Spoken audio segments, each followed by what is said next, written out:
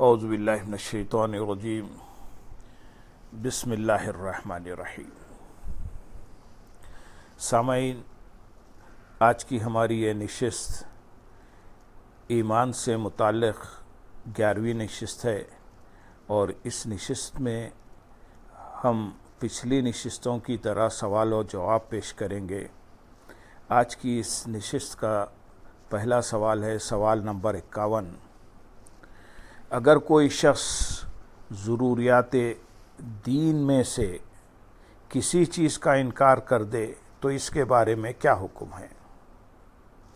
جواب: جو شخص ضروریات دین مثلا توحید، رسالت، قیامت، ملائکہ، جنت، دوزخ اور آسمانی کتابوں میں سے کسی ایک کا بھی انکار کر دے تو وہ دائرہ اسلام سے خارج ہو جاتا ہے۔ سوال نمبر 52۔ مسلمان ہو کر بھی ہمارا ایمان کمزور کیوں ہے؟ جواب: ہمارے ایمان کی کمزوری کا بڑا سبب منافقت، حسد اور اعتقادی اختلافات ہیں، جس کی وجہ سے عمل کے ہر میدان میں مسلسل بگاڑ واقع ہو رہا ہے، اور ہماری اعلیٰ اخلاقی قدریں کمزور پڑ رہی ہیں، اور حالت یہ ہو گئی ہے کہ ہم مصلحت، ذاتی منفعت اور دنیاوی فائدے کی خاطر اللہ اور اس کے رسول صلی اللہ علیہ وسلم کی خوشنودی نظر انداز کر دیتے ہیں۔ ہم نے نفسانی خواہشات کو اپنا معبود اور دنیاوی نفع کو اپنا مقصود بنا رکھا ہے۔ اگر ایک راہ ہدایت کی طرف جاتی ہے اور دوسری رسم و رواج کی طرف، تو ہم دوسری راہ کو اختیار کرنے سے گریز نہیں کرتے۔ ظاہراً ہمارے چہروں سے زہد و ورع، پرہیزگاری اور تقوی نظر آ رہا ہوتا ہے، لیکن اپنے باطن میں جھانکیں تو ہمیں اپنے سے بڑا کوئی جھوٹا، مکار اور منافق نظر نہیں آئے گا۔ اسی دوغلے پن اور دوہرے معیار کی وجہ سے مسلمان ہو کر بھی ہمارا ایمان کمزور ہے۔ سوال نمبر 53۔ مضبوط اور قوی ایمان کی کیفیت کیسے نصیب ہو سکتی ہے؟ جواب: اگر ہم اپنے اعمال کا مسلسل محاسبہ کرتے رہیں اور اسلام کا صرف نام لینے پر ہی اکتفا نہ کریں، بلکہ قرآن و سنت کے اتباع میں وہ حقیقی مومنانہ زندگی بسر کرنا اپنی عادت بنا لیں جس کا مکمل نمونہ سیرت نبی صلی اللہ علیہ وسلم کی صورت میں ہمارے سامنے موجود ہے، تو پھر ہمیں مضبوط اور قوی ایمان کی کیفیت نصیب ہو سکتی ہے۔ سوال نمبر 54۔ یقین کے کتنے درجے ہیں؟ جواب: یقین کے 3 درجے ہیں۔ 1 علم، 2 عرفان اور 3 ایقان۔ ان تینوں مدارج کو صوفیہ اپنی اصطلاح میں علم الیقین، عین الیقین اور حق الیقین کے عنوانات سے تعبیر کرتے ہیں۔ سوال نمبر 55۔ علم الیقین سے کیا مراد ہے؟ جواب: یہ ایمان کا پہلا درجہ ہے جسے اصطلاحاً ایمان بالغیب یا علم الیقین کہلاتا ہے۔ اس کا ذکر قرآن حکیم میں یوں آیا ہے، سورۃ البقرہ آیت نمبر 3 میں ارشاد باری تعالیٰ ہے، الذین یؤمنون بالغیب، جو غیب پر ایمان لاتے ہیں۔ جو لوگ بن دیکھے غیب پر ایمان لاتے ہیں، ان تک یہ بات اس ہستی کے ذریعے پہنچی ہے جس نے حقیقت کو بے نقاب دیکھا ہے۔ لہذا ایمان کا اولین تقاضا یہ ہے کہ بن دیکھے اللہ کو اور دیگر مخفی حقائق کو صرف اور صرف اس بنا پر مان لیا جائے کہ مومن تک ان کا علم اس مخبر صادق صلی اللہ علیہ وسلم کے واسطے سے پہنچا ہے جس نے خود اللہ تعالیٰ کی ذات والا صفات کا مشاہدہ کیا ہے۔ گویا جو کچھ آقائے دو جہاں صلی اللہ علیہ وسلم نے فرمایا ہے، اس کو من و عن اور بلا کم و کاست مان لینا ہی ایمان بالغیب ہے۔ ایمان بالغیب کی مثال یوں سمجھ لیجئے کہ اگر کسی محلے میں ایک آدمی قتل ہو جاتا ہے اور کوئی شخص دوسروں کو بتاتا ہے کہ فلاں شخص اس گھر کے اندر قتل ہوا ہے اور فلاں آدمی قاتل ہے، اور وہ یہ بھی بتاتا ہے کہ قتل اس کے سامنے ہوا ہے، تو اس شخص کے کہنے پر واقعہ قتل پر یقین کر لینا یقین کا پہلا درجہ ہے۔ اسی طرح بن دیکھے اللہ پر ایمان لانا ایمان بالغیب ہے۔ سوال نمبر 56، عرفان سے کیا مراد ہے؟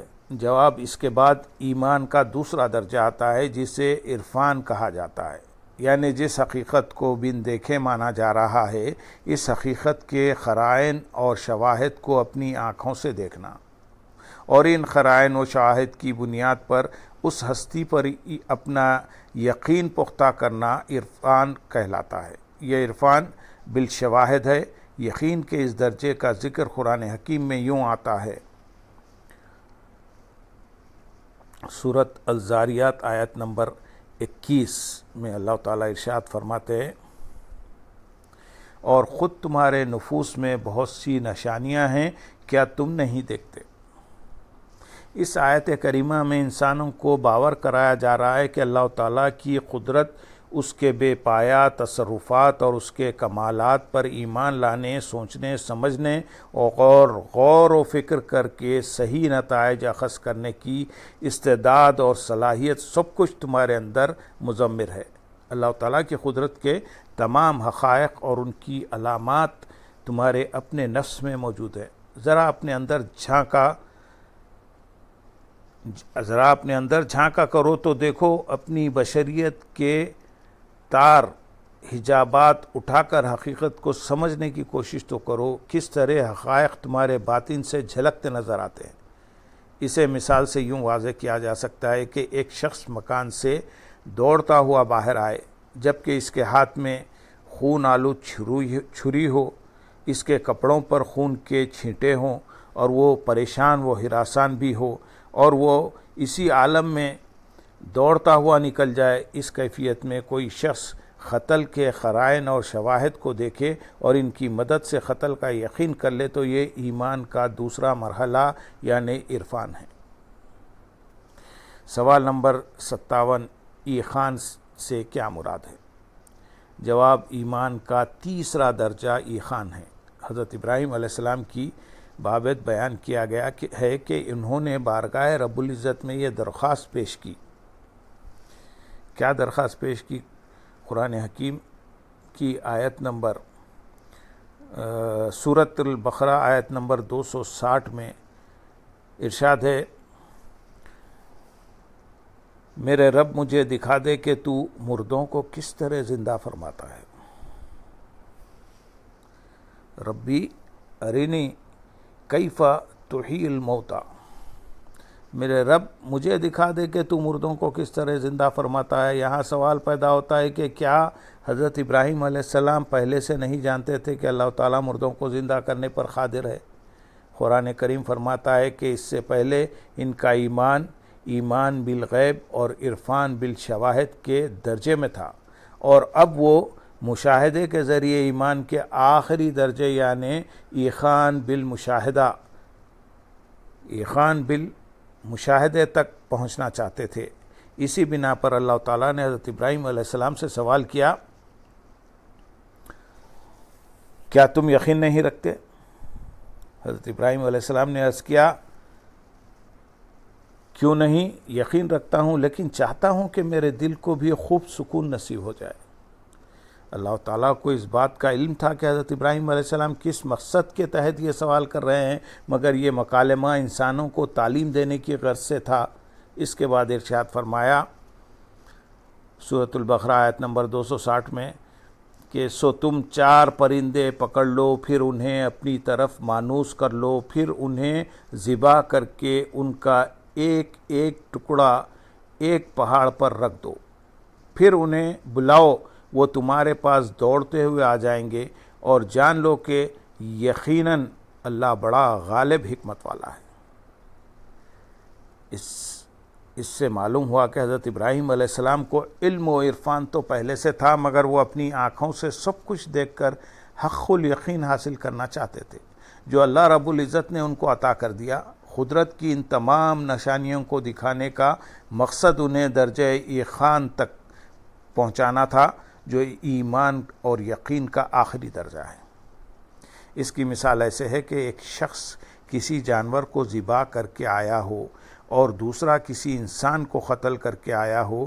کسی راہگیر نے قتل ہونے کا منظر اپنی آنکھوں سے دیکھا اور دہشت زدہ ہو کر وہاں سے بھاگ کھڑا ہوا، تو حقیقت حال سے بے خبر لوگ جانور ذبح کرنے والے کو اس کے کپڑوں پر پڑے خون کے چھینٹے دیکھ کر قاتل سمجھ بیٹھے۔ اس کے مقابلے میں وہ شخص جو عین موقع واردات پر موجود تھا اور جس نے دن کے اجالے میں اپنی آنکھوں سے قتل کا معاملہ دیکھا اور وہ قاتل و مقتول کو اچھی طرح جانتا اور پہچانتا تھا، یہ شخص اس معاملے میں صاحب ایقان ہے۔ اللہم صلی علی سیدنا محمد وعلی آل سیدنا محمد مبارک وسلم۔ انشاءاللہ آگے کی نشست میں اس کا تسلسل ہوگا۔